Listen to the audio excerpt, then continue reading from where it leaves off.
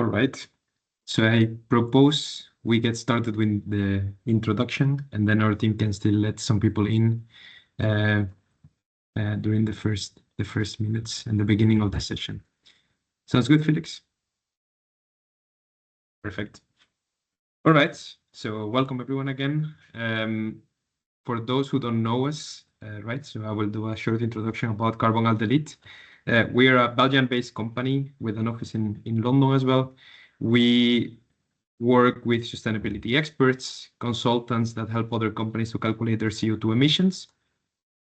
And yeah, because of the nature of our customer audience, right, we are in touch with a lot of sustainability experts. We handle that network in different ways, and we provide some content via different things. One of them being the webinars, right? So this is a webinar of our Carbon Expert series on emission factor databases, right? As you should have seen on the email communication, we changed the topic. We will still talk about the benchmarking of companies in the next webinar, but today we will deep dive into a topic that comes up very often in conversations with our partners, right? Emission factor databases. So the speakers of today, or the speaker, right? Because I will not count myself in, as I will only start with the introductions. So my name is Javier. I'm originally from Spain. I'm also based here in Belgium, in Mechelen, north to Brussels. And my colleague Felix is with me today. Felix, do you want to say a couple of words? Yes, so I'm Felix Hoornaert. At Carbon+Delete, I am part of the Carbon Expert team. So that means we're the people behind everything methodological in the app. So all like alignment with greenhouse gas protocol or other frameworks, and everything to do with emission factors. So like they arrive in the app through our hands, and we manage them, and we have discussions with a lot of people about them. And I guess the talk of today is also very much a product of that setup. Perfect. Some practicalities or housekeeping rules, right? So yeah, as Felix said at the beginning, please introduce yourself in the chat. Say where you're located, where you're from, company that you work for, whatever you find interesting for the other people here to learn about you. Your camera is automatically switched off, so only mine and Felix will be on during the session, and you're also always muted. But please don't let that stop you from asking questions, right? Put them in the chat or in the Q&A part, and we will address them. Some of them during the session today, and others we will basically record, answer, and share after the session. So do ask a lot of questions, please. Introduction, right? So that's where we are now. Good emission factor management is necessary to ensure compliance and auditability. So emission factors is a very interesting and broad topic, right? We have decided to structure the session in 3 parts. First one is compliancy. And we will talk here about the different dimensions of an emission factor. So Felix will guide you through some of them and go in detail. Auditability, another important concept.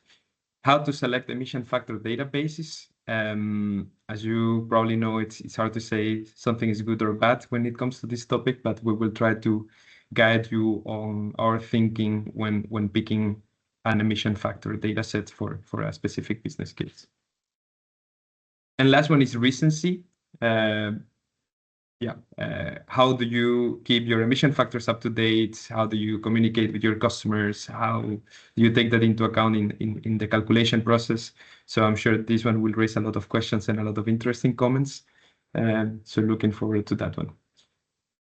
And before I give the word to Felix and we get started, we prepared a Mentimeter. You can log in via this link with the QR code as well. How familiar are you with emission factors, right? And the first question will be, how do you decide which emission factor data sets to use? So that's what you should be seeing in your screen when you log into the Mentimeter. I'll give you a couple of minutes to answer the very difficult question, right? See the first answers coming in.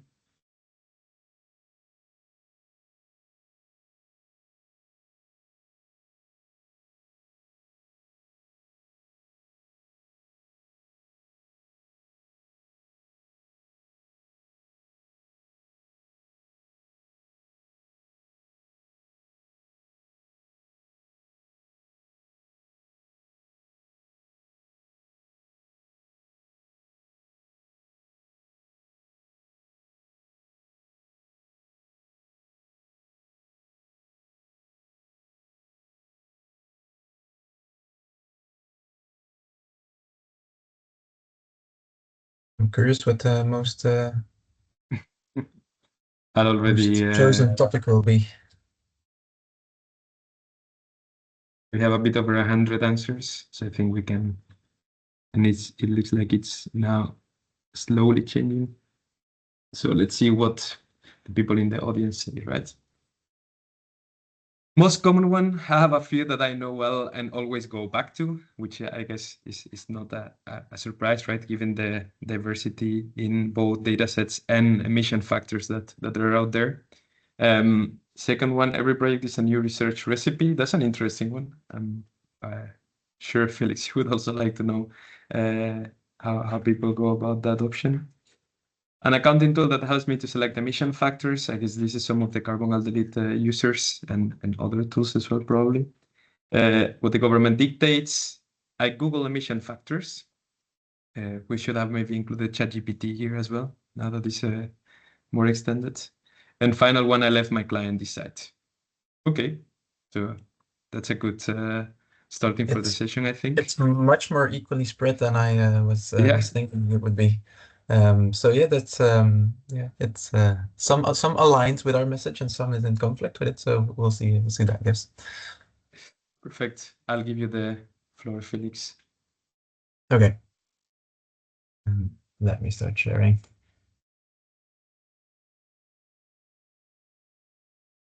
Okay. Thanks, Gavi, for the introduction. And indeed, we're going to be talking about emission factors quite a bit today, or that is at least the plan. It was already touched upon. There's 3 dimensions that we're going to discuss. We're going to discuss compliancy, auditability, and recency. Just let us jump straight into it, and we're going to look at compliancy, and basically we'll have a look at like reporting requirements, carbon accounting reporting requirements, and how you can basically look at them separately, and you can think of them as like rules that you have to follow or things you have to take into account to make everything work.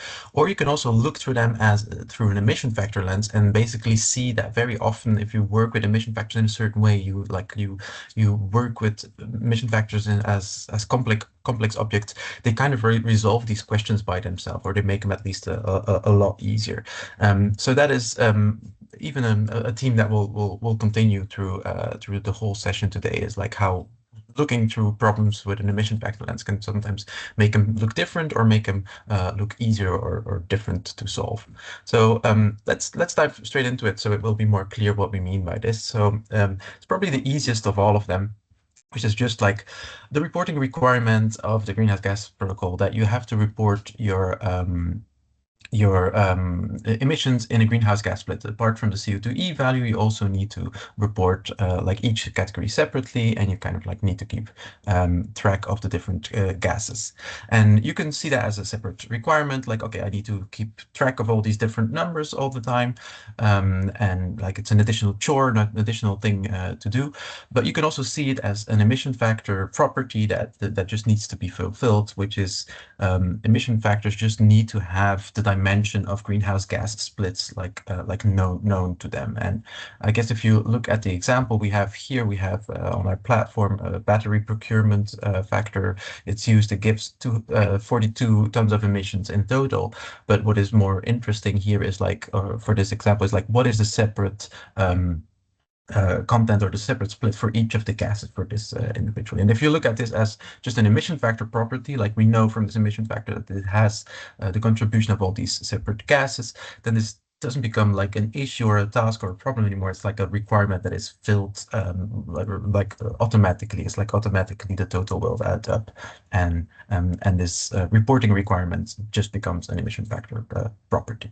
And this logic we can actually repeat quite a bit, and that's what we're going to be walking through. So a less obvious version of that is maybe the life cycle split. So let's walk through the reporting requirement first. So you have to report in greenhouse gas protocol logic. You have to report your upstream emissions of any fuels that you're using in like the 3.3, the energy and fuel related activities. You can think of that as like a separate activity category where you have to report a separate thing and you have to like use a different emission factor for that. And you can look at it as like just two different lines in your inventory. Um, Same holds a bit for life cycle emission reporting requirements. So that says that like once you report in scope 3 settings, you kind of look at the upstream stage together with the rest in the combustion stage, and you kind of merge them all together into one big emission factor in order to like fully include all the effects of the fuel that you're using. So that is again like another thing to be taken into account, the different emission factor to use in a certain circumstances. Like if you're looking at it as purely an accounting problem. But if you're looking at it as an emission factor property or an emission factor dimension, you can actually basically like reshuffle this problem. So the way we look at it is emission factors just need to have different life cycle stages like known to you, and then you can it's all about like just reshuffling these stages in different contexts. So if we look at this example, we have UK electricity that is used in a product use situation like a washing machine using electricity. In that situation, you will have a total emission of 270 tons, but that is partly by the contribution of different life cycle stages. We have the direct combustion of this electricity in the making, but we also have the generation of the fuel in the making, and we also have the transmission and distribution of that fuel that was made for the electricity.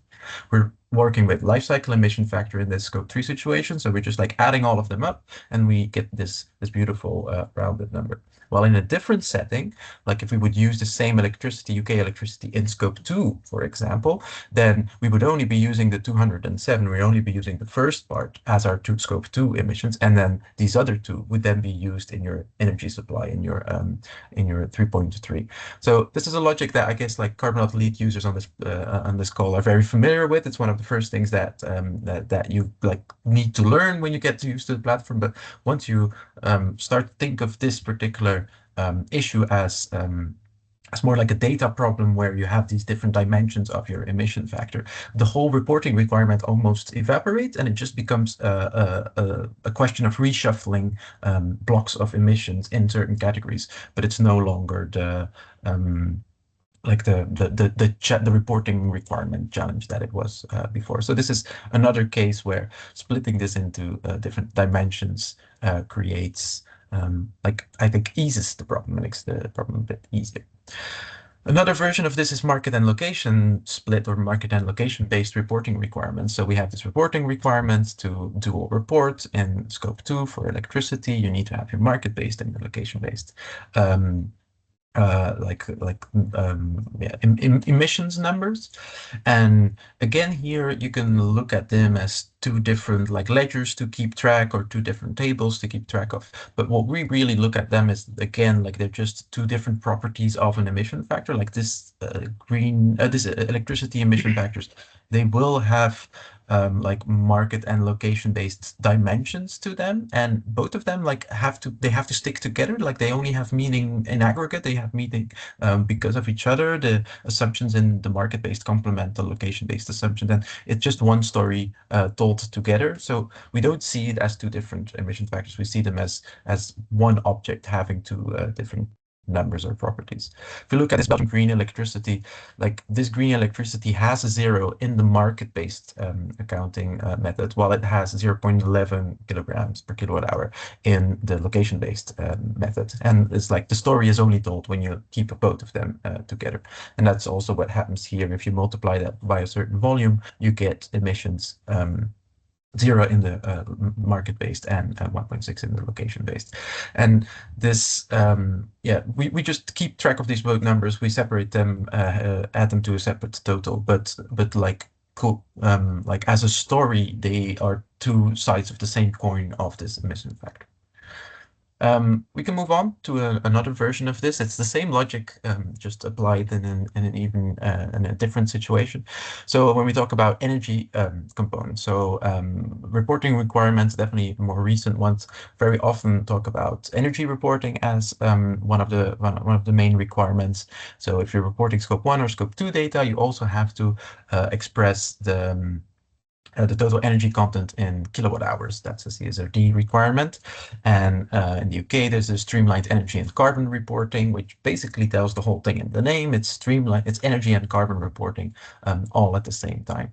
And here again, you could think of the energy as like a separate number you have to maybe find somewhere else, or you have to think about differently, but it's so closely related to the emissions themselves that we think it's also part of just like that whole story of that emission factor. So we see it as an emission factor dimension. You just need to know the energy component if you have like relevant fuel related activities.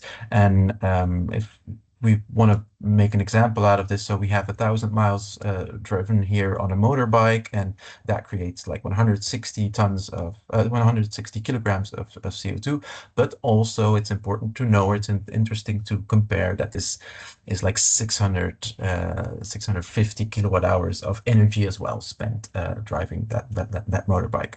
So it's just good to keep track that you know you can compare this with other activities like walking 1,000 miles, for example. And then fossil and land emissions. That is, I guess, like the main thing where this whole logic comes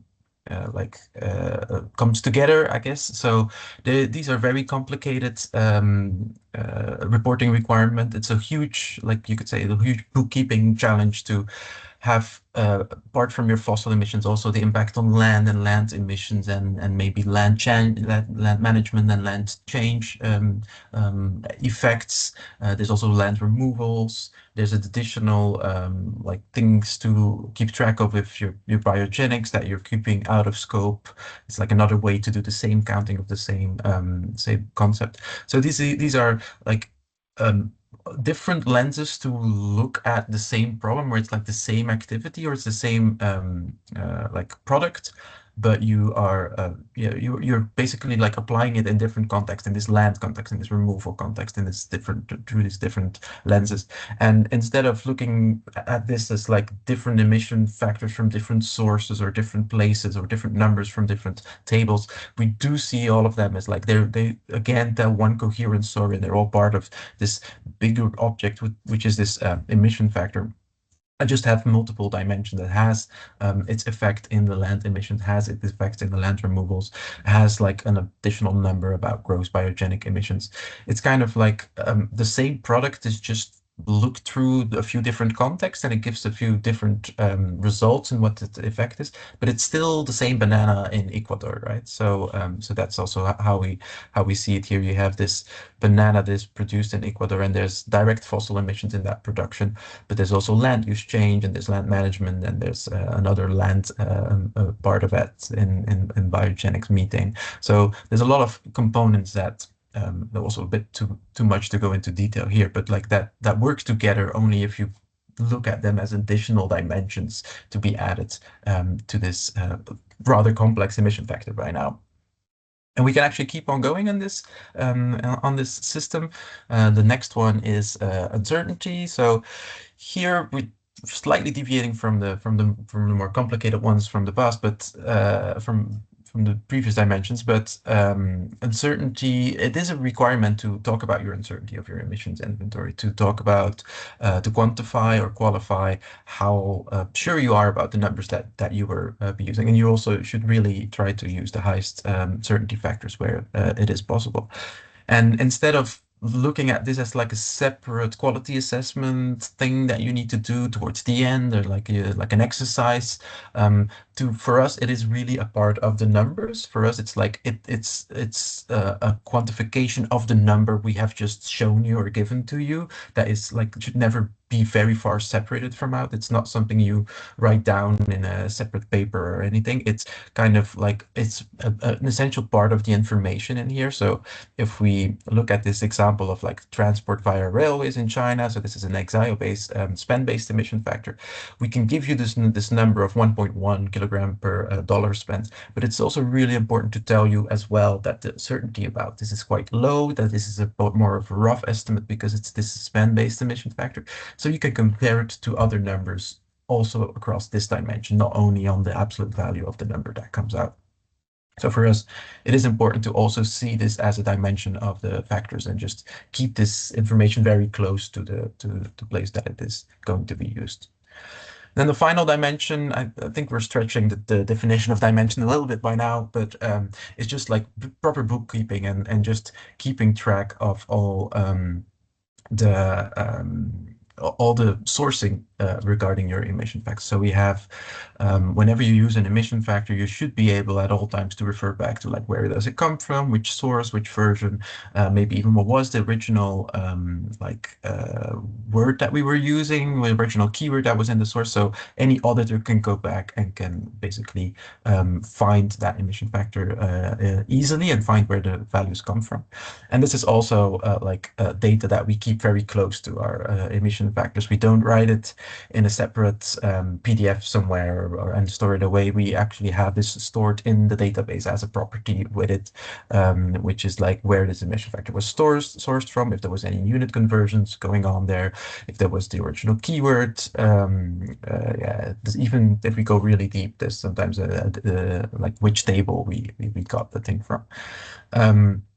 So this is just also important information. You could call it a dimension, or you can skip that, but important information to keep close to the actual emission factor itself. So zooming out a little bit, what this always comes down to, like this, all these problems or challenges with it, with accounting and rules and things to do properly and to do nice. And instead of seeing them as a lot of different challenges with these numbers that are emission factors, you should look at your emission factors differently. So instead of looking at emission factors as just like one number that you got from a spreadsheet, it's more like a complex object, like a story, a thing that has a lot of the different relationships and dimensions which are in agreement and in coherence with each other. So that's why we think of these emission factors as these more complicated database objects. And I guess that concludes our first section on the compliancy. So in order to meet these compliancy requirements, in order to keep your emission factor information coherent, the solution for that is have these emission factors as for other things than just these numbers, but have them as objects that have multiple layers of relationships.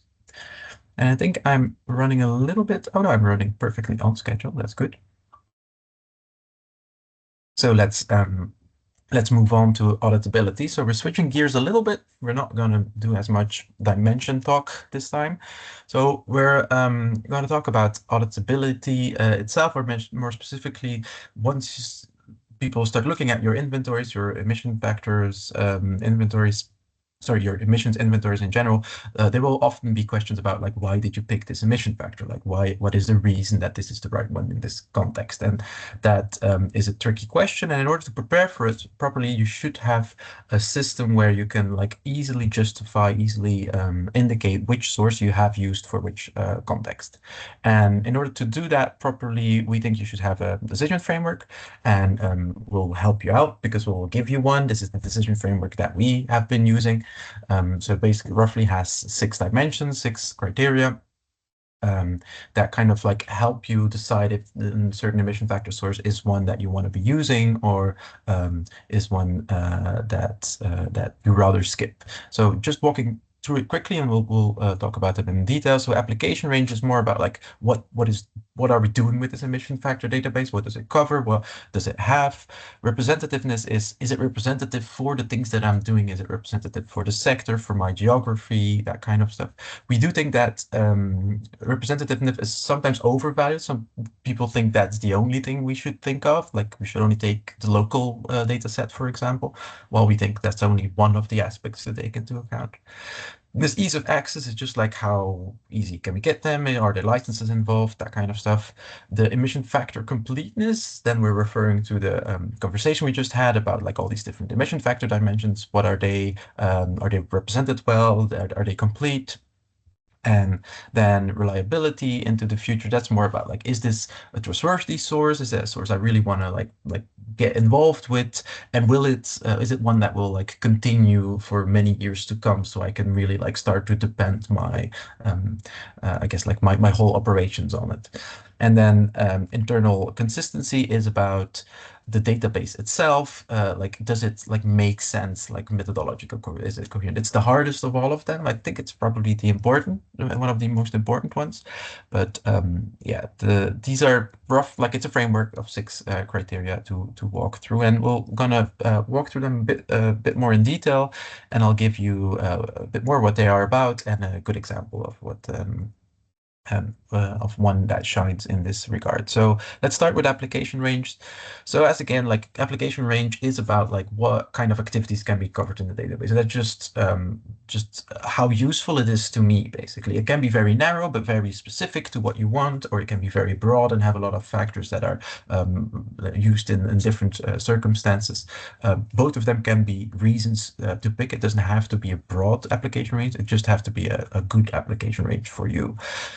Keywords is also important. Like an important thing to have here is like, what is the resolution of keywords? Like how detailed is the keywords, and does this match with like the activity data do I have? Like, do I have 500 different types of plastic in my like data from my client? Then you don't want to be using an emission factor source that only has 2 types of plastic. While the other way around is also not that good. If you have like an eco-invent 500,000 types of plastic, and you only have the resolution in your own data of just one, then it's a bit like overkill. So this is like a good match of keywords and activity data. And is it relevant to my sector? Is it relevant to what I'll be doing? And a champion we pick here is eco-invent. I think it's just like a very broad, very deep LCA database that can just cover a lot of depth and can help you out in a lot of situations. So I think it's a rightful champion in the application range league.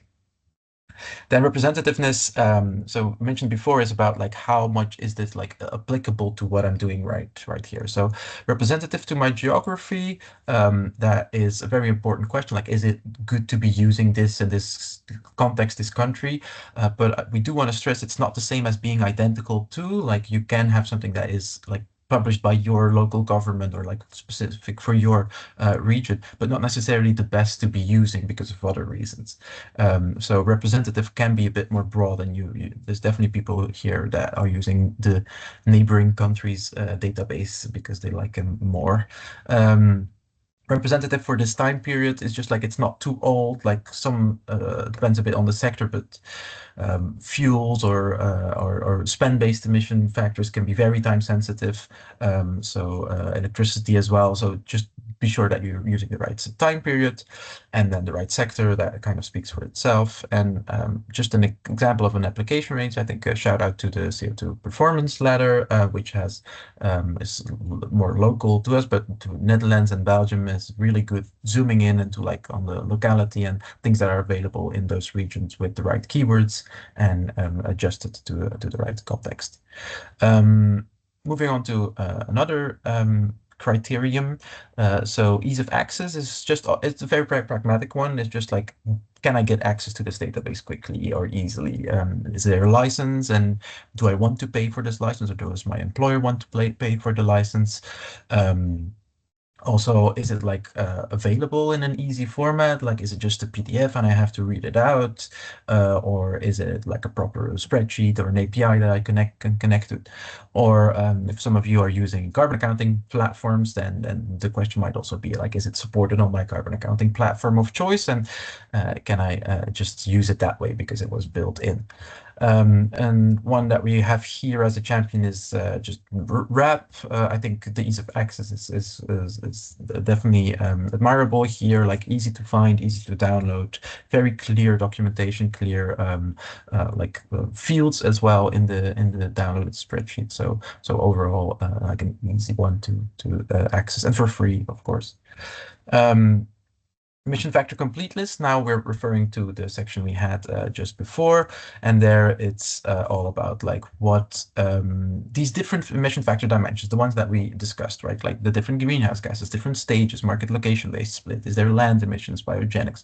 Like, are these things available? Are they like represented in this database, or are some parts left out? And like we put a high standard here, so very often not all of the dimensions will be available, and if they're not, then there's important questions to be asking, like, can I fix them? Can I improve the database? Can I maybe use a fixed percentage to calculate one of the stages, or can I use another database to cover for the market based or cover for the location based? Like, it's kind of like using internal knowledge to upscale emission factors, like make them a bit more compete a bit better in this category. That could be very useful. Or also a very important question to ask yourself here is like, um, can I just not have this part? Like, is it okay to have not all the stages information because I'm using it in scope 3 only anyway? Or can I leave out this land emission because land is not that important for this type of product? So like just having like justifying that you're leaving a part incomplete can also be a part of the job. And champion we have here is just the UK Gov, especially of the databases of its kind, like of the national broad, a lot of categories databases. It just really tries to be consistent in what dimensions are available, these different stages, the greenhouse gases, that kind of stuff is consistent and is properly executed, and that definitely deserves its crown over there. And then final ones, reliability and internal consistency, a bit more vague terms, I guess, but the reliability is really about like, is this a database that I kind of like want to tie myself with? Like, am I happy to stand behind this database? Like, do I think it's neutral? Do I think it's something I can continue to work with in the future? Like, you don't maybe want to be using like Amazon reporting in its own Amazon cloud servers. Like maybe that is not neutral enough, or that's not something you can rely that will go on the same way every time again. So especially because you will be like building a lot of your workflows around this, it is important to make a good choice here. So it is easy to get future updates. Will they not move to a paid license or upgrade their pricing? These kind of things are taken into account. An example of a great reliability is just AIB, just neutral party reporting on residual mix factors in Europe, like always the same format, year after year, same date almost that they publish it. So I think a champion in the reliability sector. For these emission factors. And final internal consistency, like I said, I think probably one of the hardest to check, like takes most of the time, but I find it methodologically the most important one, is just like, is this like a coherent thing? Like, is this like a big problem we see here is that is there only one source of truth? Like, did the same team or the same people like work on all the emission factors and they're coherent in that way? Or is it just like mix and match from different sources, and you're kind of like hiding the fact that it is actually like just a random sampling?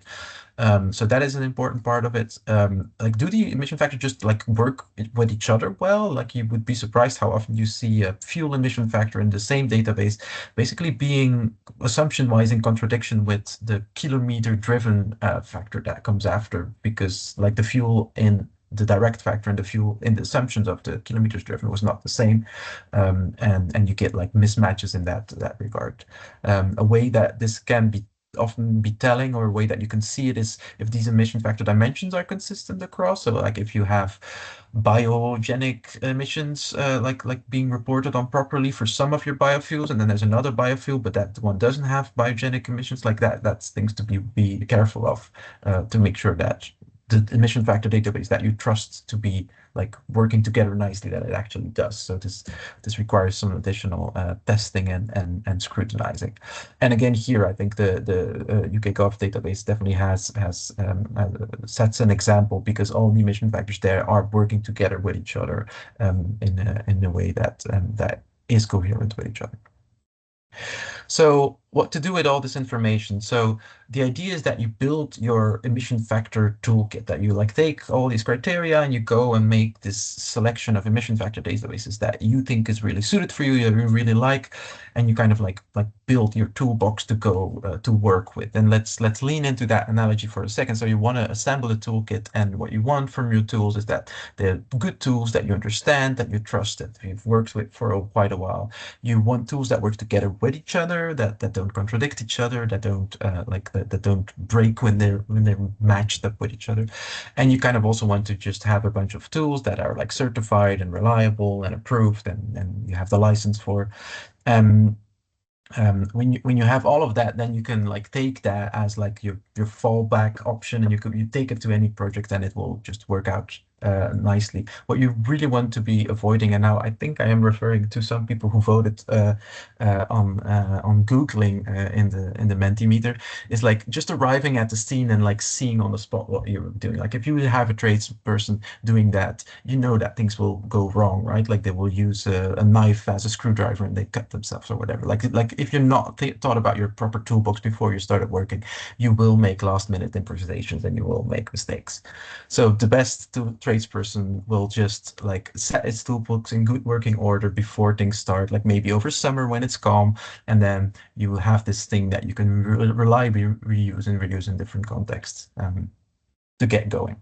So I think I'm moving to a shameless plug slide. If you're doing this kind of stuff, if you're setting up your toolkit with Carbon+Alt+Delete, it will look something like this. Like you will start with day-to-day tools. You will start with some emission factors that like work for any project. So there will be like a general purpose factor set from some government, usually like UK Gov, EPA, can also be like the one that you need to use from your government. I saw that in the Mentimeter.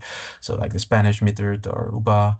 And then you probably need a specialized tool for electricity. That's something that always shows up, like AIB, IEA. So you have good electricity emission factors.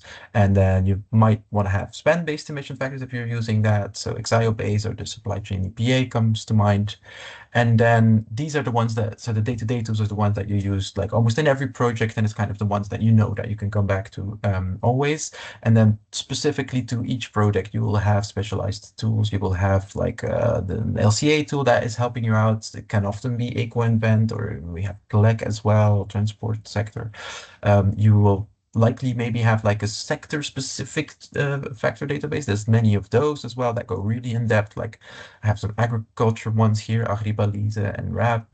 And quite often you will still have customization factors or your in-house or customer specific factors that you're using for that specific context. But the more important thing is that you think about the setup, you think about what you need, and then you go and implement them.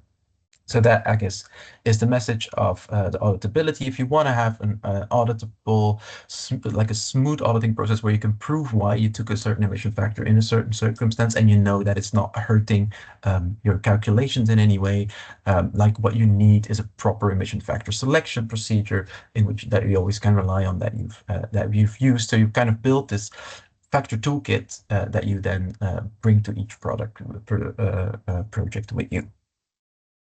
I think we're doing great for timing, 1 minute behind. Let's do the emission factor update. So here we're talking about the recency, which is all about like what are we doing with the updates of emission factors and emission factor databases. Let's move into the challenge straight away. So what we see, of course, is the emission factor. Yes. Maybe before we do that, we can share another Mentimeter because there is a second question for. So I will. Or can you, I'll take over the screen if that's okay. Yes. It will be a good break easier for me talking. Yeah, you can drink some water or. So I put here the QR code again, right? So if you can just log in with the URL or with the QR code, then you should be able to vote for the first question that we already passed. And then the second question is about how do you manage emission factor updates, right? So I guess in this case, it will be linked to the first question. So if you use a lot of recurring emission factors, same data sets all the time, it should be straightforward process. If you use more ad hoc or out of project specific emission factors, then it might be a bit more of a complex process. I'll put the results right away, right? So I think we are heading towards the 100 answers. It's also quite balanced.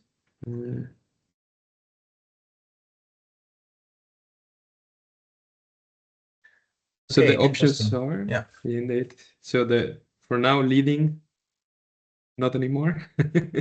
I start using new factors at the moment that they come out, meaning that when DEFRA updates their emission factors, you start using the 2025 or 2026 version of DEFRA. I occasionally have a look if there are updates. So like from time to time you check if, I don't know, EchoInvent has a new version or any of the other sources has a new version, and then I guess you decide whether you include them or not. I have a tool that manage EF updates for me. So again, it can be linked to Carbon+Delete, right? Where we kind of plan these emission factor updates and we release them in the tool. And I'm pretty sure that there will be a lot of opinions and questions about this part. And the less common one, I use new factors when they come out and retroactively adapt older projects. Interesting. Okay, Felix? Probably they could be using any tool. I'm not sure that your assumption is correct, that they're using ours if they're in our call. No. No. In any tool, right? But I link it to the one I know the best. Best. So, Yeah, it was interesting to see. So there is indeed a spread. I'm happy to see that 30% of people, or a third of the people, just start using them straight away. So that kind of maybe invites me to go a bit quicker about the challenge itself, like why we need to do this.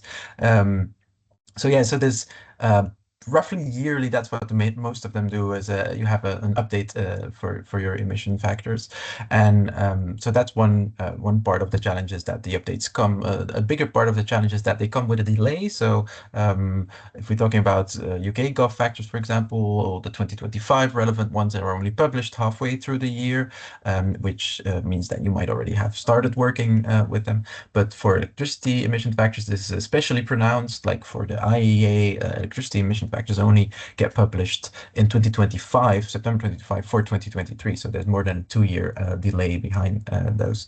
And so that means that you will already, like, you have already started or you have already finished sometimes projects by the time the actual true value of the emission factor comes in. And that has its challenges. And it's not that you can ignore it, because the switch, for example, for these electricity factors can be quite substantial. So like year-on-year swings for IEA are 20 to 35% in the EU countries. So it's just a very hard thing to calculate or predict. It depends on the geopolitics, and it really takes a while for the whole thing to settle, basically. And that poses questions on how to deal with it. Another thing that is definitely also important is, like, publishers will publish error corrections, or like talk about inaccuracies they have on historical factors, like once a year for small things, and with big corrections, like more than 5% deviation can happen every so often. And yeah, they're of course also important to take into account. And then finally, there's also like new research or new methodologies that come along, like IPCC, new greenhouse warming potentials, or global warming potentials, or LSRG updates that kind of reshuffle how emission factors should look. So that's enough of a challenge right there. That's like the emission factors do contain important information, and they are sometimes late, and they do change historical emissions. So what do we do with that? And then if we are in doubt, we do what would the greenhouse gas protocol say, right? And we can go all the way back to the 2004 reporting standard, accounting and reporting standard, to have a proper answer to this, because there it says quite clearly what it means to maintain your emissions over time. It's the tracking emissions over time chapter, where it says that, like, to maintain consistency and have this like for like kind of way of comparing years over time, it will be important to recalculate historical emissions data. And the reasons to recalculate, like the triggers for that, can be a change in the calculation methodology of the emission factors themselves, or improvements in the emission factors themselves. You want to say something, Harry? yes, your slides are frozen, so just making Oh, sure that you know. You're at the agenda part on the recent CEF updates. how can I make sure that doesn't happen? Right. So the screen sharing is there, right? Mm-hmm. Yeah, Let me- Is this better? it's still frozen at the agenda slides. At the agenda slide, that's not good. Yeah, slide 27 is showing.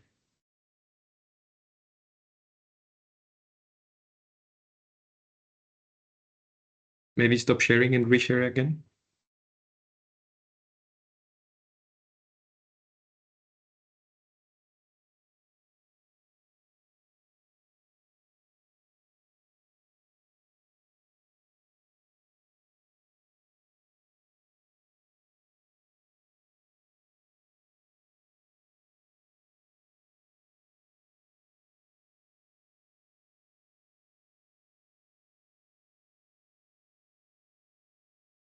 Felix? Okay, so I think we lost Felix for a second.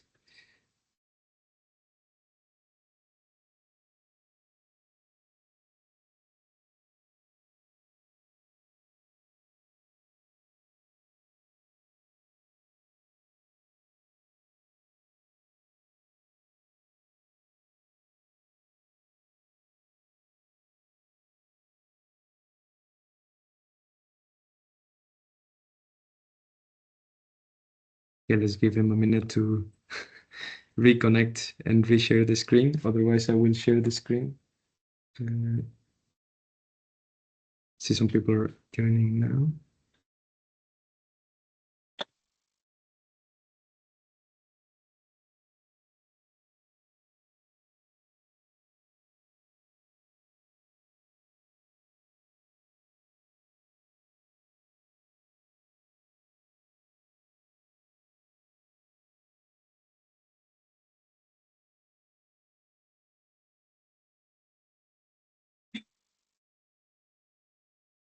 Okay, so let me share my screen while Felix reconnects. Yeah.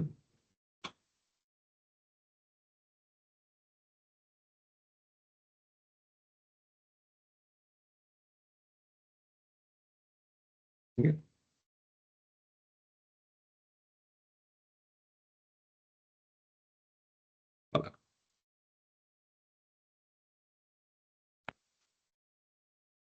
In the meantime, I think I see Felix is back. Felix, Yes. should I share the screen and you can still? Yes, let's continue. This is very annoying. Everything looks fine on my side, but you keep saying that everything is going wrong. So, yeah, let's move on to the move through the challenge slide completely, please. Yes. Yes.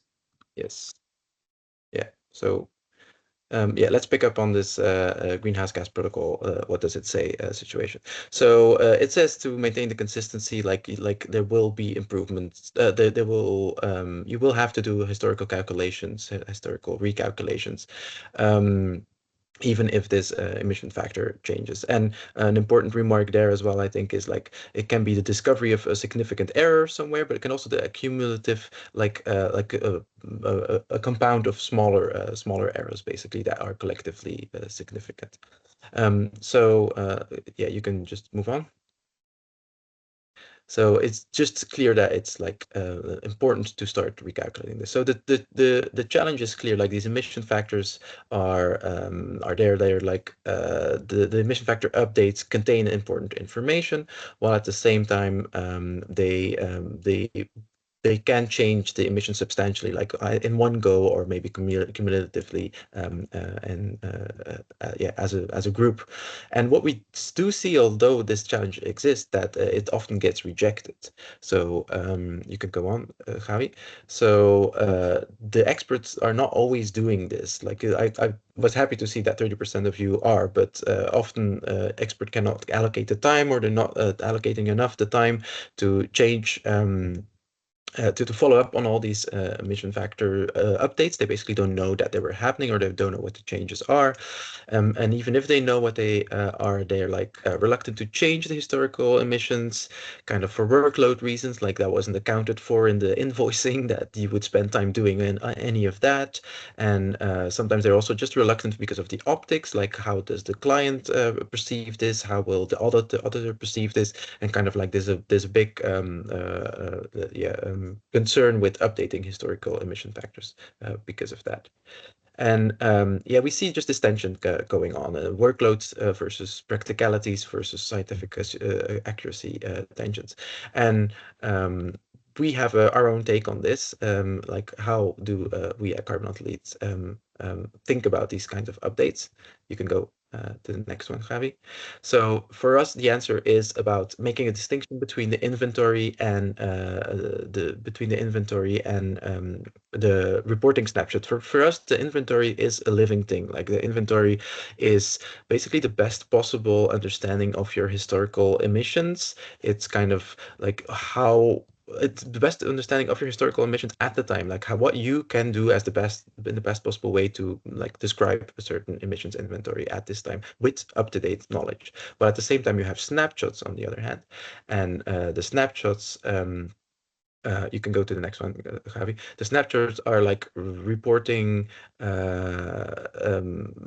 snapshots of your inventory at that given time to that were audited, that were published, that kind of stuff, where you have all the data available or how you came to a certain conclusion in the past. But those two things are not the same.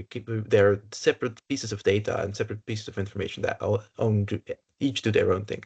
And if we zoom into the next point, like what can trigger recalculations? We think that emission factors definitely can trigger recalculations because there's if you think about it, like a change in your activity data or a change in your emission factor shouldn't be treated any differently. And if we zoom into an example of this, like imagine your data provider comes to you and they say something like, sorry, in the past years, I clearly made a mistake. I always left out this meter or this org unit from my data, or I left out the month of December, like that wouldn't make sense to like not correct your emissions inventory for that. Like you just like go with the mistake and you go back and you change it so that the emissions inventory is more properly reflecting the truth.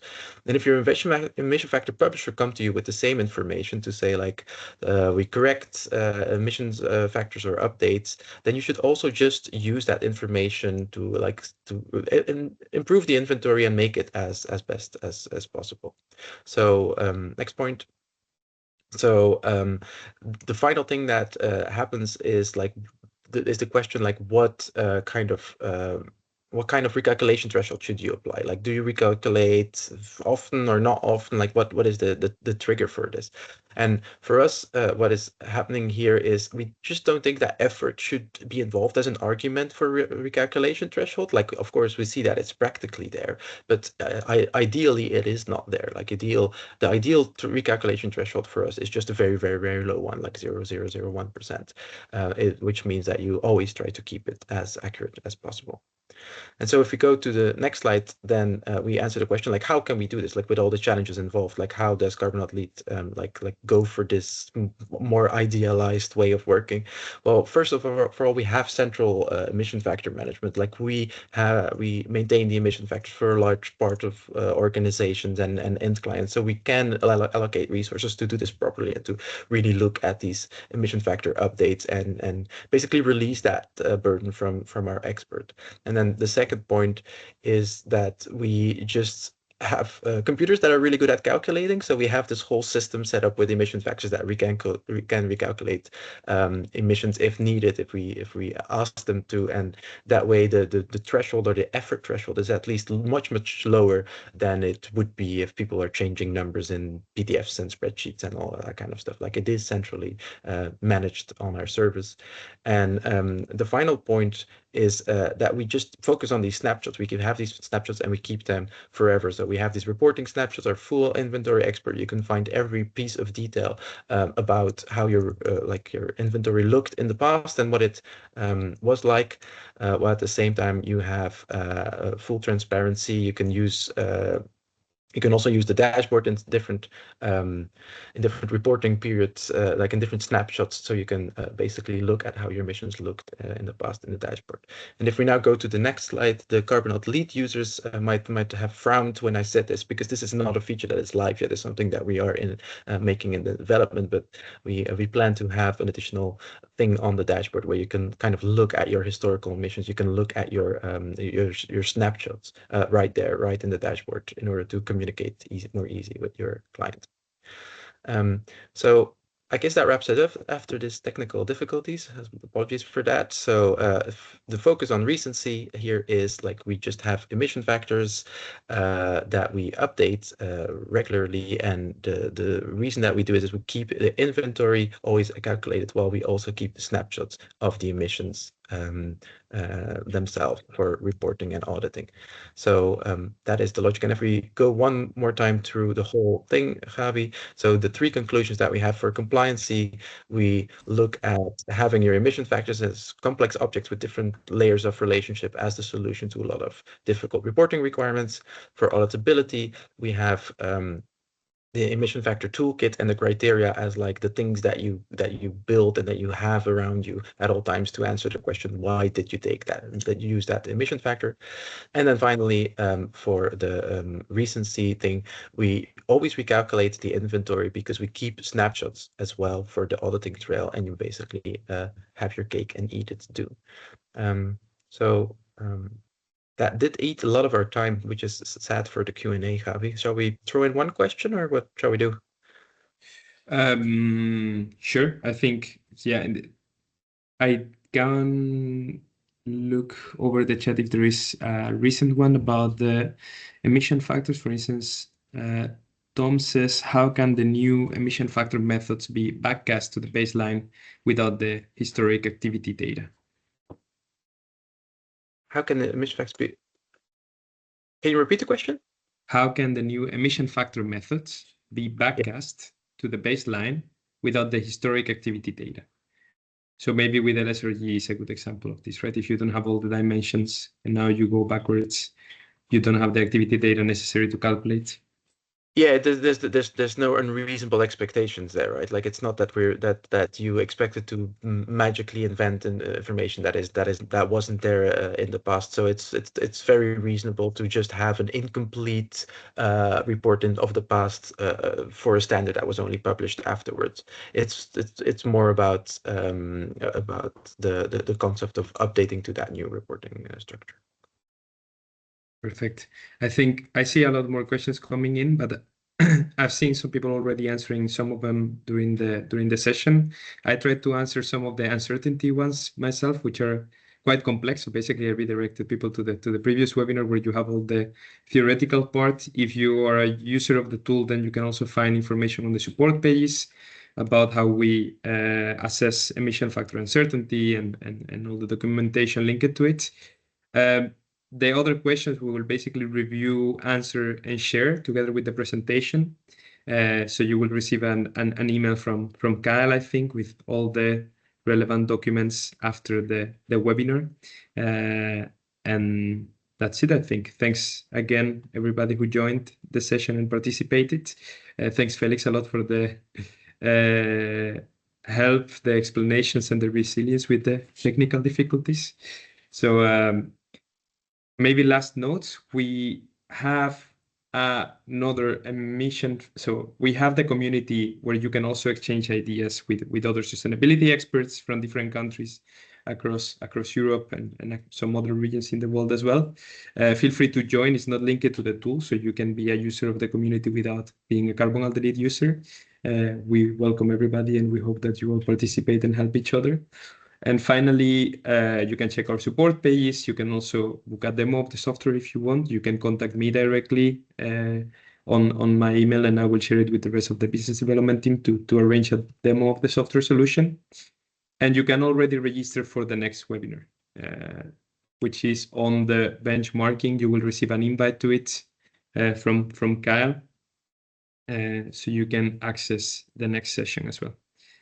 So, and with that, I'll wrap it up.